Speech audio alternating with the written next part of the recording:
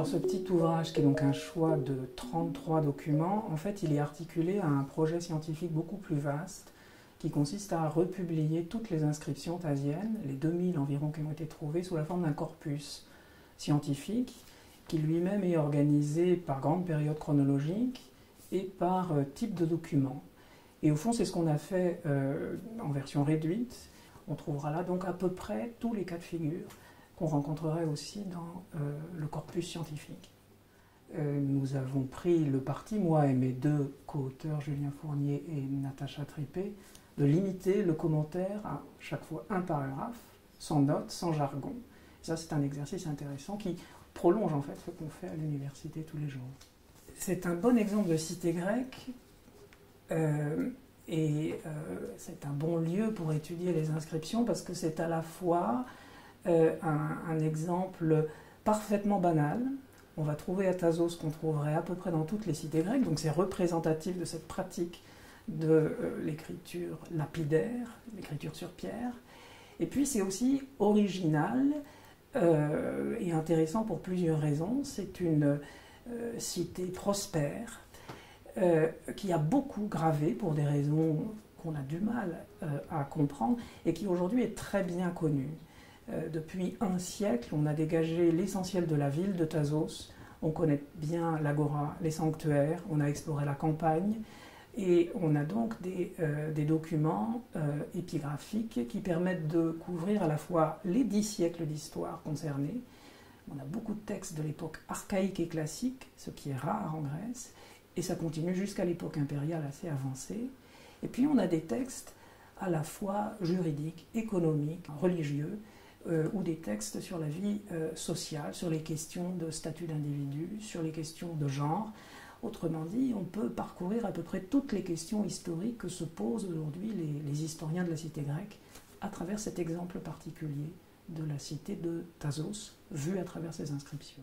L'épigraphie ne raconte pas une histoire au sens événementiel. En tout cas, dans le cas de Thasos, on aurait bien du mal à reconstituer chronologiquement les événements sur le siècle concerné. En revanche, l'épigraphie va nous apporter des documents ou des renseignements différents. L'archéologie nous fait découvrir des espaces ou des objets. L'épigraphie, elle permet d'éclairer ce qu'on pourrait appeler l'immatériel, c'est-à-dire le droit, les normes et les règles selon lesquelles on vit, le sacré, l'identité des dieux auxquels on s'adresse, les émotions des individus quand on a affaire par exemple à des inscriptions funéraires. Toutes ces choses-là, il faut des mots pour les exprimer et c'est l'épigraphie qui nous permet d'y pénétrer, au moins en partie. Les textes dont on parle sont des textes inscrits sur pierre, donc ce sont des textes un peu extraordinaires qui ne correspondent pas aux usages quotidien. Pour écrire, on utilisait du papyrus ou des supports périssables. Il n'empêche que quand on a une vue d'ensemble des textes épigraphiques, des textes sur pierre, on en trouve dans des domaines très différents. Je prends deux exemples qui sont dans le choix.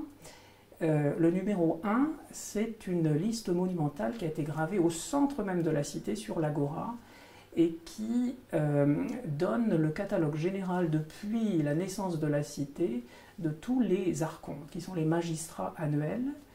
Quand on lit ces centaines de noms, on voit très bien revenir des familles et on comprend qu'on est au cœur du pouvoir des nantis et des personnages en vue dans la cité de Thasos. Donc là, c'est concrètement un bel exemple de l'écrit comme instrument de distinction sociale, de reconnaissance sociale. Et puis, et on est très loin de là, c'est le numéro 20 du choix.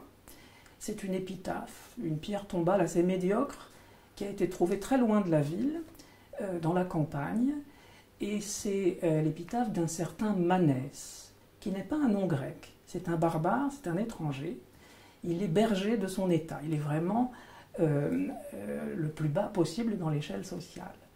Et on ajoute à la fin de son épitaphe qu'il a bien servi ses maîtres. Autrement dit, c'est un esclave.